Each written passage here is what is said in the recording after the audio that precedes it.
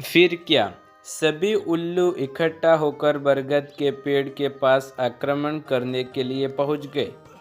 उन्होंने वहां जाकर देखा तो कोई भी मौजूद नहीं था। मिलता भी कैसे? प्लान के अनुसार टूनी चिड़िया सारे मेंबर्स को लेकर पर्वत के पास पहुंच गई थी। सभी उल्लू यह देखकर बहुत खुश हो गए और उन्हें लगा कि चिड़िया हमसे हार कर चली गई और पहले ही अपनी जीत का जश्न मनाने लगी। यह सब पिप्पो झाड़ियों में पड़ा हुआ सुन रहा था। पिप्पो ने ची ची की आवाज़ निकाली।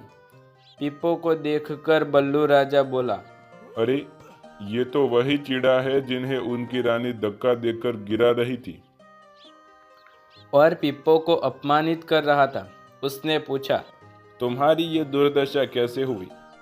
मैं रानी टूनी का नीति मंत्री था। मैंने उनको एक नेक सलाह दी। अभी उल्लू के राज्य पर एक पराक्रमी राजा राज करता है। हमें उन लोगों की अधीनता स्वीकार कर लेनी चाहिए। मेरी बात सुनकर टूनी रानी क्रोधित हो उठी और मुझे उनके समाज से बाहर कर दिया।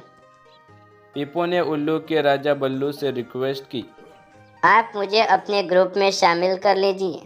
यह सुनकर उन लोगों का राजा बल्लू सोच में पड़ गया। तभी उल्लू के सेनापति ने राजा बल्लू के कान में कहा, राजा, शत्रुओं की बात पर कभी विश्वास नहीं करना चाहिए। वह कभी भी पलट सकते हैं। यह हमारा ही शत्रु है। उसे जिंदा नहीं छोड़ेंगे। खत्म कर दो। तभी उनमें से एक उल्लू राजा बल्लू से बोला, महाराज, इसे अपने साथ ले लीजिए, फायदा होगा। टूनी को हराने में हमारी मदद करेगा और हमें उनके सारे राज बताएगा। बल्लू को भी पिप्पो को अपने साथ शामिल करने में फ़ायदा नज़र आया। बल्लू राजा ने पिप्पो को अपनी गैंग में शामिल कर लिया और अपने पहाड़ी इलाकों की तरफ चले गए। बल्लू ने आदेश दिया, पिप्पो को गुफा के शाही मेहमान कक्ष में ठहराया जाए। इन्हें किसी भी तरह की तकलीफ नहीं होनी चाहिए। पिप्पो हाथ जोड़कर बोला, महाराज, आपने मुझे शरण दी, यही मेरे लिए काफ़ी है। मैं तो आपके गुफा का द्वारपाल बनकर ही रहूँगा। वहाँ बैठकर आपके गुण गाने की इच्छा है मेरी। इस प्रकार पिप्पो अड्डा जमा कर गुफा के बाहर बैठ गया। तभी गुफा में नीति सलाहकार ने बल्लू राजा से कहा, शत्रु पर विश्वास मत कीजिए। हमारी हार निश्चित है। उसे अपने घर में स्थान देना मतलब आत्महत्या करने के समान होगा। तभी राजा बल्लू ने उसे क्रोध से देखा। तुम नीति सलाहकार हो तो अपनी औकात में, मुझे मत सिखाओ। तुम उन चिड़ियाओं के समूह में जाना चाहते हो तो चले जाओ। नीति सलाहकार वहां से निराश होकर 2-3 उल्लुओं के साथ वहां से निकल गया। कुछ दिनों बाद पिप्पो सूखी लकड़ियां लाकर अपनी गुफा के बाहर रखने लगा। जब बल्लू राजा ने पूछा तो पिप्पो ने जवाब दिया, महाराज, सर्दियाँ आने वाली है। मैं अपनी झोपड़ी के लिए लकड़ियाँ इकट्ठा कर रहा हूँ ताकि ठंड से बच सकूँ।